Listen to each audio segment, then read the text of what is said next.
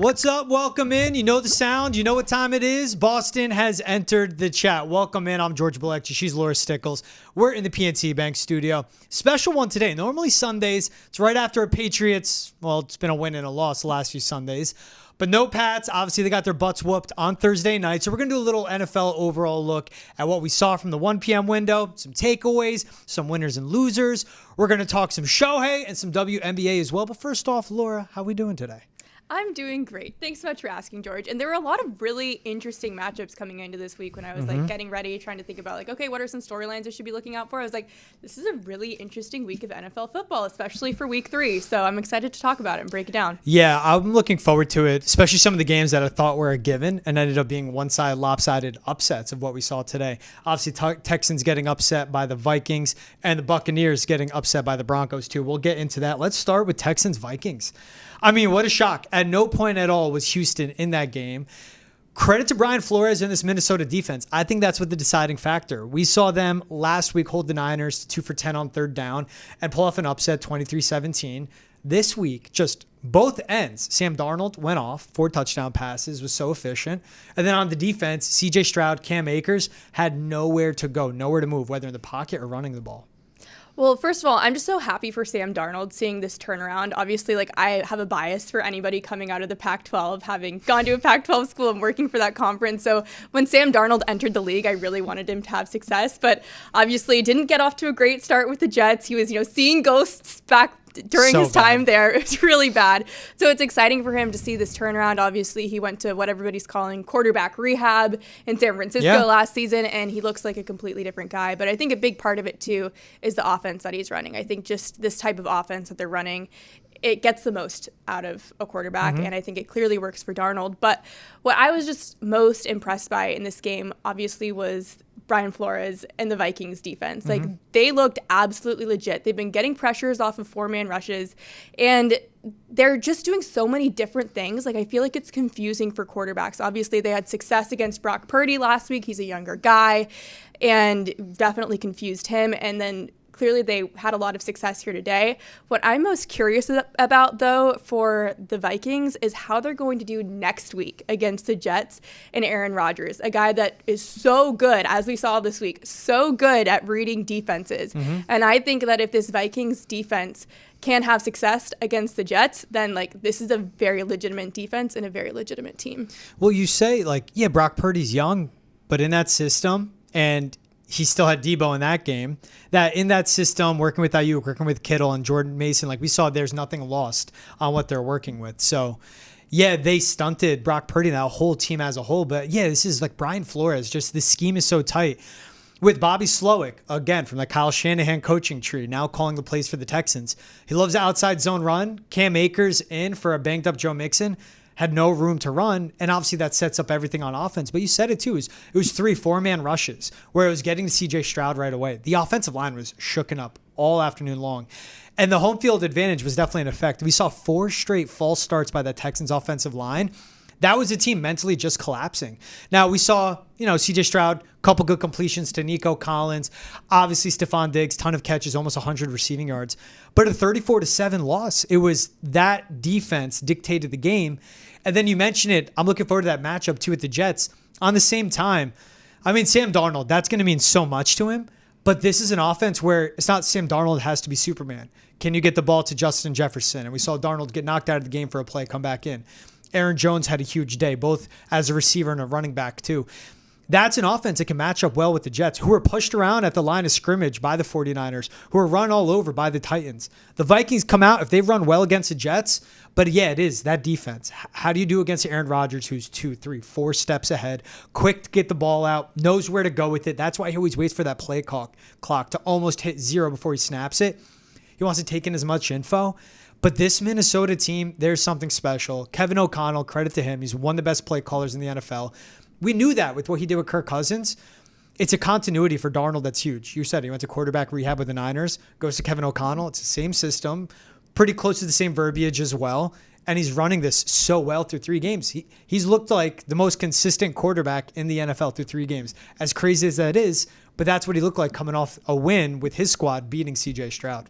Yeah, and just a couple more takeaways, I think, also from this game. You talk about Darnold being such a consistent quarterback. CJ Stroud has been such a consistent quarterback, 7 straight regular season games without an interception, and it just felt like us speaking that into existence week after week kind of like led to this. Obviously, like throws a pick right away in this game, but he just looked uncomfortable. Like it just seemed like this Vikings defense was making him uncomfortable. He was leaving the pocket early. This was probably some of the most uncomfortable football that I've seen CJ Stroud play, I think.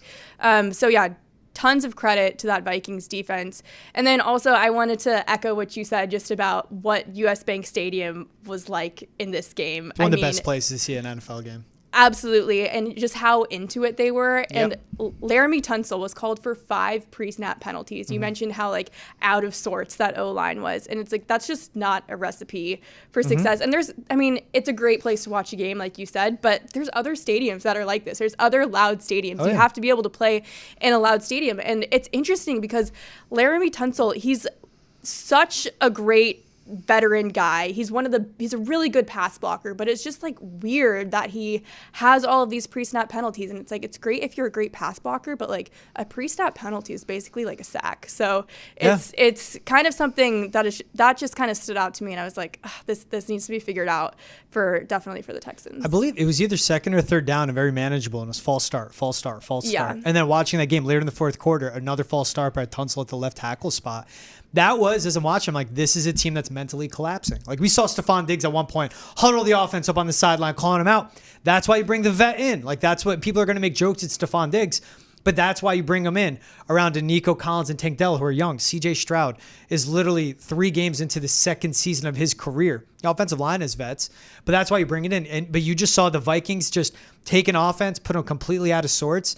The best thing that you can do to a quarterback, never let them be comfortable. And that's what Stroud was. That's what led to the success. This Vikings team, it was funny talking about the NFC North, how competitive it is. And with the Bears and all the talent they have, but that offensive line doesn't look like it can get the job done. But also with the Packers, and Jordan Love goes down. And then the Lions, and they're still looking good. But this Vikings team is like the cast-off, right? Like, we were like, they're good, but, with Darnold, with J.J. McCarthy, how good can that defense be? Stephon Gilmore's their best corner. Brian Flores, it's Kevin O'Connell on offense, and it's Brian Flores reminding us on defense. He's one of the best defensive coordinators out there because he just put out an A-plus game plan against the Texans. No, it was great. And one other thing, too, that I just think should be commended for Darnold was like he toughed it out. He took a really big hit in that game, and there was a second where you're like, is he even going to be able to finish this? And he toughed it out, got through it, and I don't know, great game. Probably my favorite game there was one other game which I think we're going to get to in a moment, but one of my top 2 games so far. Let's get to your number 1 game. What was your number 1 game? Well, it's got to be the Denver Broncos. Seeing Bo Nix absolutely ball out and just crush that first drive. He went 4 for 4 passing. It was a 70-yard drive, ends it rushing in for a TD. Like, that was the game that we wanted to see from Bo Nix. And is this more Pac-12 bias coming through? No, honestly, no. Is he an SEC or Pac-12 guy? I think I just love like underrated guys, or guys where like people have kind of like been like, oh no, Bo Nix, he can't do it. He's not. I'm one of those. Exactly. I'm one of those. And I root for guys. You root for people to prove people wrong. I want to have people have success. I'm like extremely positive, which is shocked me. Yeah, but it was shocking to see this turnaround. And coming into this game, I was actually concerned because you hear they're saying like we need to slim down this playbook for Bo Nix because it's too complicated, and it's like, and it was already seemed to be like a slimmed down version of the playbook, and you have concerns like what's it going to look like if you're making this if you're simplifying it even further. But he was doing everything. He was running, he was completing passes. It was a great game. I didn't see it coming, especially Buccaneers after pulling off like an ugly win, what they did on the road at Detroit, but Baker getting beat up. It was the same thing of this Broncos defense. Patrick Surtain, his fingerprints all over it. Like right before the game, I'm wondering, who's he going to cover? Who's he going to cover? Is it Godwin or is it Mike Evans? And normally he'll take the guy that lines up wide. Godwin can be a heavy slot receiver. They've both been, especially Chris Godwin, has been really good this season. But 6'2", 205, the way Surtain moves, he's a perfect matchup for a guy like a DK Metcalf, who he shut down week 1, and now Mike Evans, who he shut down week 3. His defense set a lot up. But yeah, it was interesting to see Bo Nix go out there, execute. You mentioned that first drive. back shoulder pass, dropped it right into the bucket. I go, oh, Bo Nix can throw further than 10 yards downfield. That's my knock on him. He loves his screens. He loves everything at the line of scrimmage.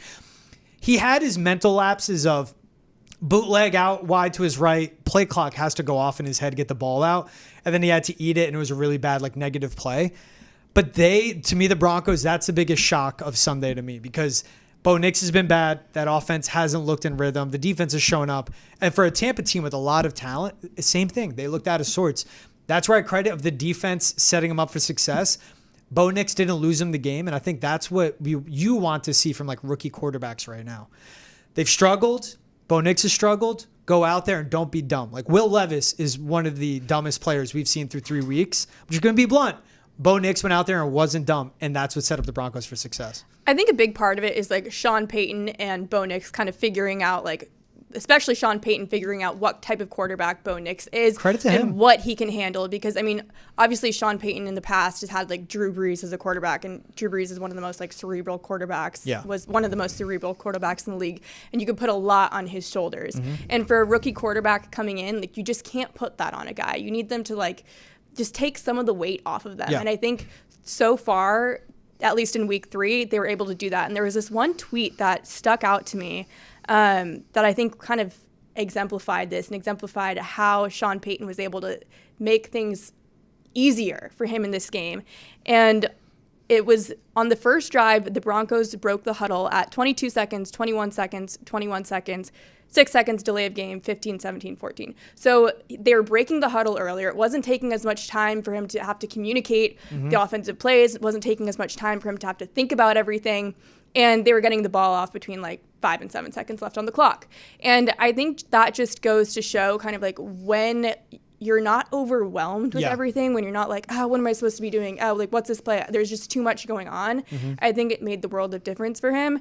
And it wasn't simple to the point of, like, the DBs knowing exactly what was going to happen every single play. Like, apparently the Steelers said they could do the week before. So I think hopefully this is the start of something good for Bo Nix and the Broncos. It's not going to be like this every week, of course, but it's just great to see a rookie actually have a successful game when we haven't gotten to see that yet this season. It was, and we had to wait till the fourth quarter of the Bears game to see a rookie quarterback throw a touchdown this season. We almost went 3 weeks, but Caleb Williams finding Rome Odunze. But to your point, too, of even breaking the huddle earlier, smart on Sean Payton, because he gets the line of scrimmage, and before communications cut off to the quarterback's helmet, that's Sean Payton still able to communicate with him, telling him to either switch out of a play, do whatever he wants at that point, but telling him what to do at the line of scrimmage to help him out to find success. Yeah. Let's get into, the guy that I just said, it was the dumbest plays I've seen. We've seen so many great flashes with Will Levis. Like, you see his arm strength, you see his downfield accuracy. Week 1 was one of the worst pick sixes I've ever seen in my life. He's falling, just chucks it out. Week 2, in the red area, Tyjae Spears in front of him as he goes down, tries to throw it back to him. It's a fumble. Week 3, telegraphed a throw to DeAndre Hopkins with Jair Alexander covering him. Jair is one of the best corners in the game. Another pick 6. That's how you lose jobs. And Will Levis had another interception on top of that. A lot of talent, but a lot of dumb football. And it's just mainly like, can you keep your hands on the steering wheel and keep this offense in check? Will Levis never allowed the Titans' offensive game plan get into the game against a bad Packers run D. When you have Tony Pollard and Tyjae Spears, you should have success. They were in such a big hole because of him. It's at the point of their backups, Mason Rudolph. I don't know it's going to be any better. They need to get someone there because Will Levis needs to be sat down, needs to be humbled and being taught. You can't do this in the NFL. You need to know when to eat plays. You need to know when to not throw the ball. And he still has yet to learn that. Yeah, I don't think they should give up on Will Levis, though. I don't think this is a situation where they sit him and they should never bring him back. I think the one thing with Will Levis, and the Titans should have known this when they drafted him, like, this is the Will Levis experience. Like, literally coming out of Kentucky, his nickname was Thrill Levis because he would do stuff like this. Granted, he was doing it in college when you can get away with more things, but, like, you should have kind of like you knew what you were getting into with Will Levis. I mean, he obviously broke a ton of passing records at Kentucky. He has the talent, like you've been saying, but I think there is a sort of figuring out process here with him. I don't necessarily think that a benching for a couple of games would be bad. I mean, you have Brian Callahan, like every post-game press conference, calling him out, being like, I didn't tell him to do that. We told him not to do that. I'm not saying give up on him, but I agree. Like bench him for a couple weeks. Bench him for a couple games. I don't think this is a situation though, like with some of the other quarterbacks in the league where you're like, I'm not giving up on him. Yeah. Don't give up on him. I just think maybe he, like you said, he needs to be humbled just a little bit, but he has the talent. It's tough because I do think it's an experiment, and I think you've gotta ride it out a little bit longer. And you know, it's thrilling, and not if you're a Titans fan. Yeah. But it's entertaining in its own way. It's losing 24-17 to the Jets, who they had to come back in the second half to take that game. It's just you can't give away possessions in the NFL, let alone give away points, let alone give away touchdowns to the other team. And he's done that twice in 3 weeks. We've seen it end people's careers. There has to be a point of, and it's like you mentioned on Brian Callahan, first-time head coach, long-time OC with the Bengals. We know what he did learning under Zach Taylor and with Joe Burrow.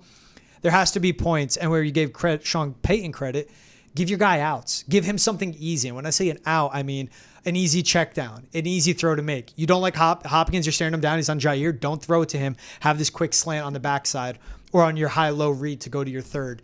There's a lot. You see the flash, and it's what I like, but then just those pick sixes I can't get out of my head. And it's tough to rely on a guy like that. This one was a blowout to the Packers. Last week was a close one to the Jets. It's just the margin for error is so small in the NFL. I don't know how much longer Will Levis could have for a leash for it.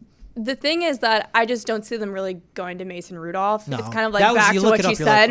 And that was sort of me too. I was like, who is their backup? Like, what's the options here? And I'm like, I don't really see that either. So it's a tough situation. That being said, though, I think it's tough from a coaching standpoint because clearly Will Levis is playing poorly, and he's publicly saying, Brian Callahan is publicly saying he's doing things that I'm telling him not to do. Yep. And if you continue to let a guy like that play, like I think I've never been in an NFL locker room, but I would imagine you lose the locker room when that sort of thing happens. So that's kind of the area where I'm like, maybe you have to go to Mason Rudolph just for a couple games Trade to kind for of Mac like Jones? Maybe. Just to get someone in there that can make smart plays. Well, that's a thought. And, you know, there's other quarterbacks out there, too. Yeah. But what I say to that, though, I think a thought there is that we see how fragile your quarterback room can be if it's a Titans. Yeah. The Jaguars have a good backup, and why would you want to give that up? You know what I mean? Yeah. But that is what they have to do. And you see these quarterback rooms, some teams that are flourishing with the backup, other teams with their starter, we don't have any better option, and that's what the trouble is. Yeah, I mean, it's a tough situation. I think the other thing, too, with Will Levis is, like, you can't imagine that it's going to get worse. And every single week, you're like, it's got to get better. It's got to get better. And it just, like, it doesn't. So right. I feel like week 4, I don't even know. Do you know what they have week 4? Titans, week 4. Let me pull it up I'm wondering, who do they have week 4? And I think if it can... At Miami. Okay. That's winnable. Okay. Miami's not good at the line of scrimmage. Now, they're currently playing the Seahawks as we record this podcast, but it's Geno Smith had a long touchdown. DK, what I saw, Seattle running the ball. That's why I say, like, when you have Tony Pollard, who looks like Tony Pollard from 2 years ago, not Tony Pollard coming off the broken leg, he looks fresh. You invest in your offensive line through the draft and with your coaching decisions. They have one of the best O-line coaches. Will, go out there and keep us on schedule. We'll let you throw it. You have 3 good receivers. We'll let you throw it. Make sure the run game's in check, especially against a team like the Dolphins. Like, I can see them beating the Dolphins. Yes, I think you give him week 4. Yeah. See how it goes. Indy, really bad run defense a week after that. It lays out of, what does Sean Payton do for Bo Nix? Took some off his plate. Mm-hmm. Brian Callahan, same thing. Takes him off his plate. Trust your 2 running backs you got. I also just have a serious conversation with him. Your job's really on the line, buddy. I mean, he's got to know it. I mean, he has to know it, right? But yeah. But maybe he doesn't. Like, I actually haven't heard a ton of his post-game pressers. Like, I don't know really what his air vibe is. Not the head coach that drafted him, not the GM exactly. that drafted him. So I think the clock is ticking for Will Levis. I do think that a team just really needs to invest in him, though, and ride out the experiment. But one other thing I'll note maybe before we move on, he's dating Victoria from Peter's season of The Bachelor. Over my head. Who? He is. Victoria from Peter's season of The Bachelor. They just started dating. All right. So he's got to be feeling real good about himself right now. Will Levis. Yes, Will Levis. Victoria. I actually don't know her last name. Victoria Fuller. Yes, Victoria Fuller. They just started dating. A lot of articles. Who is Will Levis's girlfirlfriend? Yeah. Oh, she's cute. Good for him. Anyways, so they just started dating. I have a girlfriend of 3 years, by the way. He's probably feeling really good about so. himself. Maybe he could use a little humbling. Maybe she gives him a talking. If these games haven't humbled him already. We'll see. All right. And to get into it, let's go to winners and losers. The biggest winner to me of the day was the team that beat the snot out of Will Levis and the Titans, and that's Matt LaFleur and the Green Bay Packers. Jordan Love goes down, 5 seconds left in week 1. They were lucky it was just a sprained MCL, but everyone's thinking how it can derail their schedule. Colts in week 2, I think it was a perfect timing of facing a really bad run D. Put Malik Willis in there. Keep it simple for him. They ran the heck out of the ball, and they won. Then going to this Titans game, it was the same thing. I mean, the creativity, the amount of moving parts in the backfield, and Matt LaFleur, if he could run the ball every play, like that's his dream. But that also speaks of how good of a schemer he is, where Aaron Rodgers won 2 MVPs under him, and Jordan Love looked like what he did the second half of last season. Malik Willis, 202 passing yards. Their leading rusher with 78 yards, 2 total touchdowns. Completing and converting 3rd and 18 over the middle to Christian Watson. Like, there is something to Malik Willis's game, but it is the confidence and what Matt LaFleur is setting him up for success. I just love seeing good play callers shine, and that's what you're getting with Matt LaFleur. People are critical of his in-game decisions, him as a head coach. Play caller, schemer, he is one of the best in the league. Absolutely. And I think with Malik Willis, you have concerns coming in just because he is the backup. And you hear the experts coming into this game. They're like, if Willis starts this game over Love, then I see the Titans winning this game. And credit to Malik Willis for coming out there and obviously being traded from the Titans and absolutely balling out. He looked like a real NFL starter in this game. Like, you really got to see what you had in him. Mm-hmm. And I think, one, that's a huge win for the Packers, knowing, okay, if Jordan Love needs to sit for another week or whatever the situation is with him down the line, because who knows what's going to happen when you're coming back from some sort of sprain. Like, if you re-aggravate it, knowing that you have a guy that you can fall back on, I think that's huge. And also, like, Malik Willis, he just seems like the nicest, most humble guy. I know before that game, there was this quote. One of the reporters asked, do you want to prove the Titans wrong? And he said, I could care less. I think I got paid the whole time I was there. I'm more than blessed for the opportunity they've given me. They brought me into this league, whether those guys are out there or not. They took a shot on me, and they did a great job for me, for all I'm concerned. And you could tell when he said it, he really meant it. Yeah. Because a lot of times when guys say that, they're just like, yeah, I mean, I'm grateful for whatever. It's like, no, he really, really meant it. Mm-hmm. I don't think he felt like anything. I mean, I think when you get out there and you're a competitor, you'll you'll come up with anything in your mind to really make you want to compete. I'm sure it was motivating him during this game. But I think when all is said and done, he really doesn't have any bad feelings towards the Titans, and it was just like so great to get to see him have that kind of game. It definitely felt good. You know, there's like the validation. We saw Jonathan Greenard of the Vikings sack CJ Stroud, his former team and teammate. You know how good that must feel for Malik Willis to go off like that against the Titans, a team that towards the end of training camp said, hey, we're going to trade you for nothing. We don't even want you on the roster. And he's looking over on that sideline like, you don't have the answer at QB, and maybe, you know, as limited as he seemed in Tennessee, I could have done something for you guys. And it's just the creativity, like Emmanuel Wilson scoring a touchdown on a huge rushing play. When you have a Jaden Reed, a Christian Watson, Dontavian Wicks, all his talent. It's just how deep with talent this Packers offense is. And it was beginning of the game, seeing Malik Willis go off one read and scramble. And like, it still looks like he's at liberty where he's one read go. But then you see those deep passes, especially over the middle. And just the fact that he's taking those shots, like that's what you could want, is just have that confidence for your guy to throw the ball there to the good receivers he has, let alone the success he's had. Week 4, Green Bay home against Minnesota. If it's Malik Willis against that defense, but you said it, he's giving them breathing room for Jordan Love. We don't have to rush him back. Let him keep rehabbing the knee. We don't want to rush it because it could become worse. Basically, for them to pull off back-to-back wins, I think let Malik Willis take that Vikings game too, because I don't know if you want to unleash Jordan Love first game back against that pass rush. When you can wait a week, it'll be the Rams. And again, that extra rehab. Like he's afforded them time. And I think that's what's huge for a backup quarterback. Hey, can you take over 3 to 4 weeks and keep us on schedule? And that's what Willis has done so far. Yeah, I mean, I don't necessarily think it would be a bad thing for him to play another week, although it does sound like Jordan Love is like a certainty to play next week. He was close today. Yeah, it sounded like there was like real questions about whether or not he was going to play today. the Packers were also my winner for this week because they Nice. did get to sit their guy, let Jordan Love really make sure he's recovered, ready to go for the rest of the season. And it was my win because you saw another team choose to do something differently, and they are my loser, and they came out as losers. And that is Justin Herbert and the Chargers. Had that high ankle sprain. Of course, Justin Herbert's going to say, no, I'm fine, I can go. But, like, sometimes you need to protect your quarterback from himself. Yeah. Because, of course, they're competitors. They want to compete. And with a high ankle sprain, I'm sure, like, if you stay off it. I've never had a high ankle sprain. But you hear about them all the time. And it's how a lot worse than it sounds. Horrible they are. Like, truly horrible they are. People say, like, they'd rather break their ankle than have a high ankle sprain because they linger. Like, they do not go away. And I think when it comes to Justin Herbert, it's like he's a competitor. He's going to want to go out there and play, but he needed to sit this week. He needed to really let it recover, get as healthy as it could for the rest of the season. They got out to a 2-0 start, and that gave them some padding. It gave them some breathing room to be able to potentially like need to take this loss if they wanted, like if it came to that. And if he had just gone into this week saying like, no, I'm going to sit, then they could have prepared as if Heineke was going to play the whole game and like come up with a game plan that really would have worked for him and really would have suited him. So then obviously Justin Herbert does re-aggravate his ankle in this game, doesn't play all of the second half, and the Chargers lose. So, and who knows what's going to happen next week when it's like, if you just sat for one more week, Justin, if you just did Listen, it. Justin.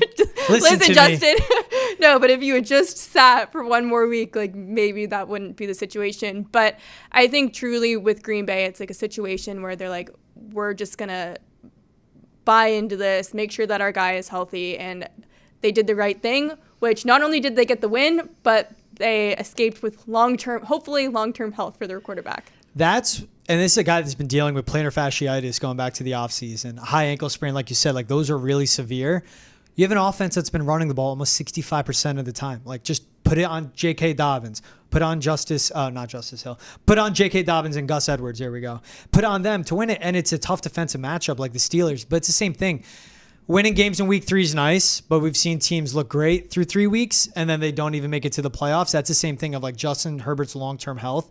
For a team that is in a rebuild, but with Jim Harbaugh, like they're going to mess around and win more games than they should, and they can be in the mix to be in a wild card because how they're structured. Awesome offensive line. We'll run the ball. We'll play physical, and the defense has been getting the job done. But also, like without Herbert, without Bosa, like this was a banged up team. Only to lose 20-10 is promising, but to your point is, to Justin Herbert, like to be realistic with what you can do. And then re-aggravating a high ankle sprain, that's worst nightmare. If it was a re-aggravated high ankle sprain, but just to re-aggravate anything, that's worst nightmare scenario. Yeah, I mean, we just got news that Justin Herbert is literally in a walking boot. Shout out producer Brendan. That is terrible. Not what you want to hear if you're a Chargers fan, but the Chargers, I believe, were winning when Justin Herbert exited this game. So it's like this was it was a winnable game. I do think if they had come up with a game plan for Heineke, it wouldn't have ended to the week 2010. The other thing too, it's like when you just look at the matchup, it's like, do you really want to have a guy that has potentially limited mobility out there with JJ Watt on the other side? I don't think so. With TJ Watt. Yeah, excuse me. No, you're not. I don't think so. But I don't know. It's also off Harbaugh. With Justin Herbert, the threat, they have the perfect combination in today's NFL. A lot of high cover 2 safeties, 2 high shell, but you run the ball so much that they're going to go cover 1, so bring another safety into the box. But with him and his arm, which happened with him on the touchdown to Quentin Johnston, which was a blown coverage, but his capability and his ceiling, it's a perfect marriage. And you can burn that for a few more weeks. When you bring in a Heineke all week and prepare, go run heavy, attack this defense at the mouth, and win ugly, which Harbaugh teams would do. I hope it's not long-term. He's one of my favorite quarterbacks in the league to watch. Like, he's been given a tough hand. It was Anthony Lynn, his first head coach with no offensive line. It was Brandon Staley, who's one of the worst in-game decision makers out of any head coach I've seen. Now you have Jim Harbaugh. Awesome. Now he's dealt this bad card of health. I hope he gets back on track. For me, the loser, we touched on it. I'm just going straight up Texans offensive line. 3 straight false starts, another by Laramie Tunsil. They were dominated all day at the line of scrimmage. No running space. CJ Stroud wasn't given time. I'm also going to go the Browns. They're the loser every time they trot out Deshaun Watson and let him play for the team. But opening kickoff of the game, they force a fumble, recover it. Next play, touchdown to Amari Cooper. They go up 7-0. We're going, all right, it's the Browns. Great defense. It's the Giants. They end up losing to the Giants. And Daniel Jones playing really well. They end up losing to the Giants, and it's because their offense couldn't do anything because Deshaun Watson just looks terrible. The longer they put him out there, they're going to waste his championship defense. When they have Jameis Winston, a capable backup as well, they're my loser. They literally lost the game, but they're my losers for still playing Deshaun Watson, but also how they lost that game where they could not have asked for a better start. I'm glad that you said that. No, definitely. I don't like the fact that Deshaun Watson is still playing in this league. I think it's kind of ridiculous, especially when he's not even playing very well. So it just leaves you with a lot of questions. But I do think actually bringing this up as well, I think a winner is Daniel Jones. Yeah. Just if we're going to add in one more thing here, because he needed this win. He's been getting better. Obviously had that terrible week 1, got better week 2, gets out of here with a win week 3. Finally win a game. And Malik Neighbors is so good. I think that like having him as a receiver is giving Daniel Jones like confidence almost, because he's making catches that he shouldn't be. So that was great. And I just think that Daniel Jones is a huge winner. And you know what? They had a kicker in this game. So that's all you can really ask for. And look, they won. So that was big for Dable. Like after choking away last week where because they didn't have a kicker, they had to go for 2 and they ended up losing to a team that only had to kick field goals to have success. The offensive line is in check for Brian Dable in the system. Devin Singletary's looked really good in that backfield. Like so quick with his cuts. Everything is tied together. Jones is going out there and being serviceable. He could save his job if he sustains this success. And best case scenario for the Giants, Daniel Jones sustains it. They can bring him back. They'd figure out that contract because I don't think of that price tag. But they go out and draft a rookie quarterback and they let him sit and learn the system, learn with Malik Neighbors, learn behind Danny Dimes. We'd see. But I had Daniel Jones as one of my winners as well. Let's get into the WNBA talk, because this is something you and I, we were very on par, very seeing eye to eye with. We're excited. We're going to talk there who won the awards. Shocker, Asia Wilson, unanimous MVP, first player to ever score 1,000 points in a season. I was ticked off. I want to start with like the WNBA. What are they doing with their postseason schedule? Sunday, as we're recording this podcast, the Sun were blowing out the Fever. I don't know if that game went final, but we can't watch it. Like we want to watch WNBA playoffs. They decided to roll out with 3 p.m., 5 p.m., 10 p.m. tip on an NFL Sunday. We're an NFL heavy show. We're going to talk NFL because it's our jobs, because we love football. We also like basketball. We also like the WNBA. Just wait and go, because the next 2 nights it'll be 2 games. At least wait till Monday night when there are 4 cities crossed off you can't compete with because of Monday Night Football doubleheader. But what are you doing competing with the NFL on a Sunday? The games are on ABC. They want to give something Fox and CBS doesn't have. I'm interested in the numbers for the audience because Caitlin Clark was playing at 3 o'clock, but you can't compete with the NFL. The NBA knows that. Major League Baseball knows that. The WNBA, they got to do justice starting their postseason, not on a Sunday. Compete with college football on a Saturday. I'm fine with it, but not on an NFL Sunday. Yeah, also just to finish your point, our wonderful producer Brendan jumped in, said the Suns did win 93-69. So they held Caitlin Clark in check. She was awful from 3. I would have loved to watch that, but we didn't, because I'm watching football. Yeah, to your point, like I host a podcast, it's all about women's sports. Like I would have liked to have watched those games, but I'm being paid here today to talk about the NFL. And so that these are the games that I'm watching, and I don't have the opportunity to sit down and watch that game. And it's frustrating. It's like, that's a game that I would have wanted to watch. And I think there's a lot of people that were tuned into these NFL games today that would have wanted to watch that. I mean, like bars everywhere have NFL on NFL Sunday. And when it's a Sunday, like your mind just goes to, oh, I'm going to watch the NFL today. Like what's on the NFL? Like I'm watching football. And sometimes it feel like when it's like a Monday, or well, maybe Monday with Monday Night Football, but like Tuesday, but I'd Wednesday, be fine, because that's like 2 audiences crossed out, not the entire country. I can flip back and forth, you know. Yeah. And when it comes to weekdays, it's like I have in the back of my mind, oh, what's on tonight? Like I go and I check and I see, I'm like, oh, obviously like WNBA playoffs are on, like I'm gonna watch that. But when it comes to Sundays, even sometimes to Saturdays during the college football season, it's like Saturdays I watch college football, Sundays we watch the NFL, and it's just like that's what you're programmed to do. And like you said, the NBA has figured it out, other Major League Baseball has figured it out, other leagues have figured it out that big games should not conflict with football on Sundays. And it's definitely, with ABC being the broadcasting partner, if they do it on Monday night, then they're competing with ESPN and ABC Monday Night Football. That's why they're not having games Monday, but then Tuesday, Wednesday they do it. But again, it's just like, think around that. Start at Tuesday then. I don't care. Go Tuesday with your games, Tuesday, Thursday, because the first 2 games are at the same home court. And then if you got to delay by 2 games and wait till Monday, that's fine. And do it earlier, right before Monday Night Football, or say screw it and compete with Monday Night Football if you don't have a doubleheader. It's just a disservice to like that league and how good it's been this season that they're competing with the NFL because it's not as many eyes. They're limiting their audience. Again, I would rather see it go Saturday, but there's so many hoops to jump through TV-wise. ABC primetime college football game. Obviously, Sunday's the NFL. Monday Night Football on ABC and ESPN. But you know what? They get paid a lot to make those decisions, make better decisions. They're competing with the biggest league in the country right now, which is the NFL. Let's get into the talk on A'ja Wilson, unanimous MVP. Duh. No duh.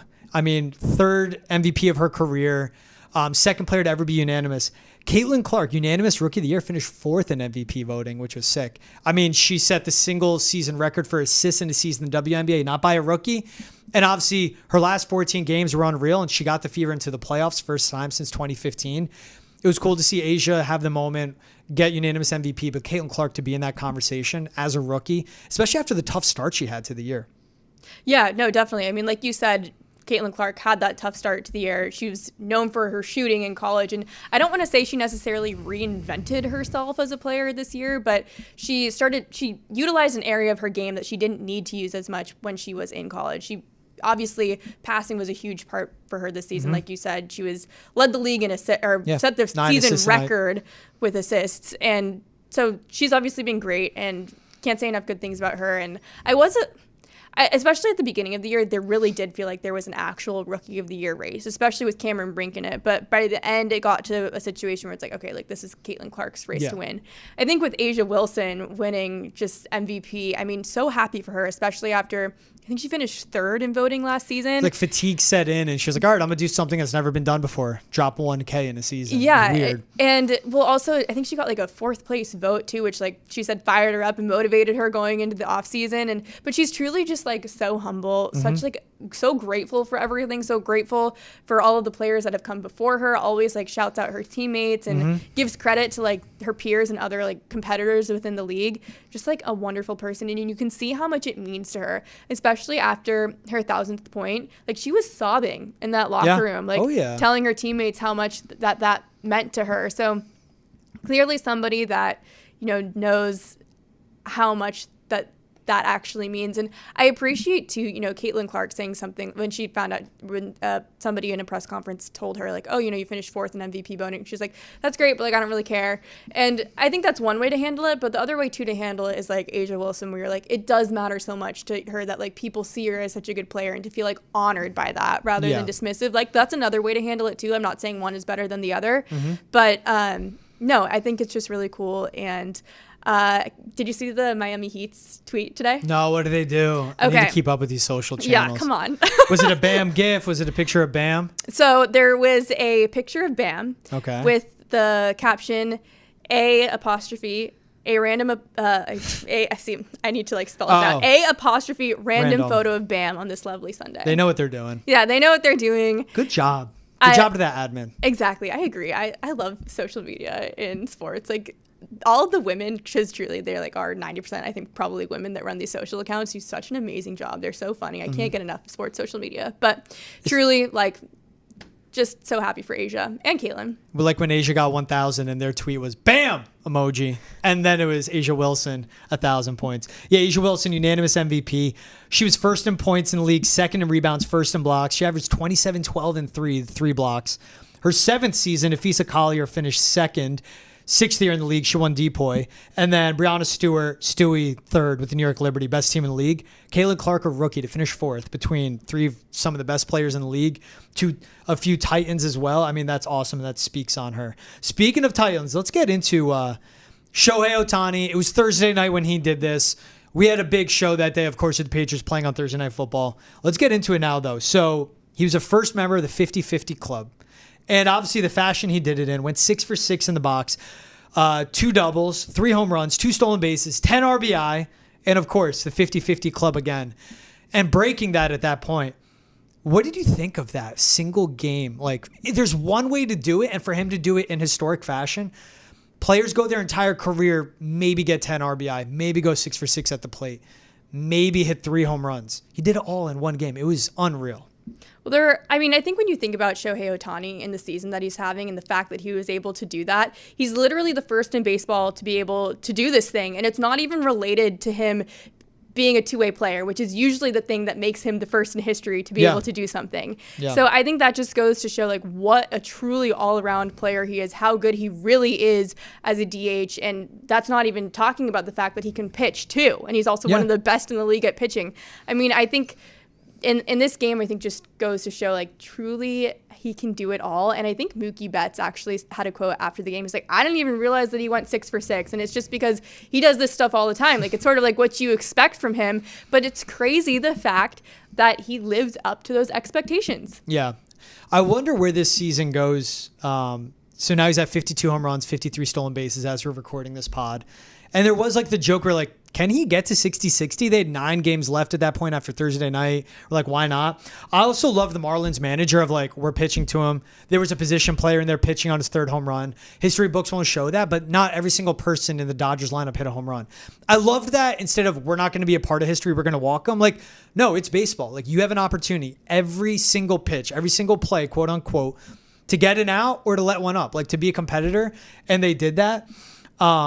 The only player with 53 or more stolen bases that has 30 or more home runs in a season has been Ronald Acuna when he did 30-70, obviously, 40-70, excuse me. The only other player I could find that had 30 home runs and 50 stolen bases in a season was Barry Bonds with the Pirates. Like, what Shohei is, he's the most talented we've ever seen. And you mentioned it. Like, he went from being a around 3 ERA, sometimes sub 3 ERA pitcher. They're like, hey, you can't throw, you have Tommy John. All right, cool. I'll be a DH. Oh, I'll also be a power hitter and then also be an elite base runner. Like to do that, even with the rule changes, is so special. Like Ohtani is one of a kind. I put this season all on its own. I know people with Aaron Judge with his 54 home runs and what he's done, they're going to say, they're going to throw out all the analytics and the metrics. It boils down to 50-50 where if he's in the box, it's either basically a double or he's rounding the bases for a home run. That is so special. And I put it above a Barry Bonds season because Barry Bonds was juicing. So like Ohtani's doing this naturally. Like he looks like a robot in the box because he's so perfect with his swing. He looks like he was made in the lab. And I just think that's what makes it special. And again, he went from being an elite two-way player to being an elite two-tool player in hitting and stolen bases. And then when he did play outfield, he was so good at that too. No, I agree. I love what you said too. Like he looks like he was made in a lab. I was literally going to say that. Like everything about him, it's like if you could make the perfect baseball player, how big he is, it would be Shohei Ohtani. And you know, there's people out there saying like, oh, should he still try to be a two-way player? You know, after this type of season he had, and it's like, yes. Like that's what he's good at. The amount of exponential value that he brings as a two-way player, as now he's starting this like process of rehabbing, coming back from the second Tommy Johns to hopefully be able to pitch next season. It's like the amount of value that he brings being able to do both is incredible. And I think that, you know, when you see this type of season that he's having and people are like, oh, you know what, maybe just don't do that. I think you forget actually how special it is, the fact that he is a two-way player and that he can do both. And the fact that we didn't even get to see half of his game this year. We literally only saw half of his game this year with him as a DH. We didn't even get to see him pitch. And it's truly, I think like this really is one of the greatest seasons for a player in baseball history. And people are going to say like, oh, you know, statistically there's other seasons where guys have done better. But I think it just goes back to what I said at the very beginning, which is he's the first player in baseball history to do this. Yeah. And this isn't even the thing that makes him one of the first players in baseball history to do things. So it's really impressive. He went from 50-50 to 52-52. Like it's just like that in a blink of an eye. So his ability is unreal. If you caught that baseball, what would you have done? Would you have given it to him? You hold on to it? Oh, man, well, there's no way. Do I know what the value is of it? Of the 50? Do you know what it is? 500,000. I mean, I was going to say, George, there's no way that I'd ever be able to catch a baseball. You could be in the right spot. No, I couldn't do it. Like, I don't think I don't know. You never know. I don't know. I was a good athlete, but not for my coordination. Let's just say that. All right, it takes a good bounce. It lands at your feet. The ball's in your hands. If I somehow came up with it, if I somehow was the one to like come on. No, George. Like I was a Division I athlete in college, but I Humble played. Brag. At Stanford. But I played the sport where it's like you were so bad at everything else, you literally were like, I will torture myself to be able to play a sport. That's what rowing is. It's like for all of the athletes that want to play a sport so badly, but they're not coordinated enough to play anything fun like basketball or soccer. So you had your oar and there was a huge wad of gum at the end. You stuck it out and you caught the baseball. Would you have given it to Shohei or would you hold on to it? I think I would have given it to Shohei. Really? I would have held on to it. I do not care. See, I think. Give me $1 million. Give me 2. I mean, I think I would have given it to Shohei, but I would have asked something money. for it for sure. Oh, like yeah. there would have been a trade of some kind, no, absolutely. Definitely. But I wouldn't have kept it. Like I would have rather had the money. Oh, 1,000%. Yeah. But I would try to maximize that value. But what's funny with I would that try ball, to maximize the value, but I would give it back to the player. he just had his 54th stolen base today too. Like by the time you want to sell it, maybe the 55 ball, and then that one drops in value. But like I don't care. I would find an auctioneer. There's some weirdos in baseball like that just would drop 7 figures on a baseball. I'd be like, here, take it. You know what's crazy? I don't want an autograph. When I was at Polar Park this season, Joey Votto hit his last home run of his career at Polar Park. And I talked to the guy that caught his final home run. We didn't know it was his last home run ever at the time, but I've been thinking about like, I wonder what the value is of that baseball now. Minor league, but it's Joey Votto. And it's the last of his career. Yeah. Interesting. Yeah. Anyways, but no, there's no way I would be coming up with home run balls. I think the secret, though, when you're dealing with this is you want to get rid of it as quickly as possible. You want to sell it. You want to get it back, max the value, sell it back to the player because the players have a lot of money and they want the ball. So I would say get it back to the player as quickly as you can, max out the value, maybe get somebody involved that like. I would leave the ballpark immediately, get a lawyer, then I would call Shohei. Yes. Yes. This is what you need to get do. A lawyer. So if you come up with Shohei Ohtani's next home run ball, this is what you got to do. I would not want tickets. I don't want an autograph. I don't want a jersey. I want money. That's what it would be. Hey, she's Laura Stickells. I'm George Balekji. This was Boston Has Entered the Chat in the PNC Bank studio. Wherever you get your podcasts, Spotify, Apple, Amazon Prime, please like, subscribe, download, rate, and review. If you're watching on Destin's YouTube, please hit the subscribe button. Give us a thumbs up. Leave a comment. We'll bring it into the chat. We'll see you guys next time. Have a good one.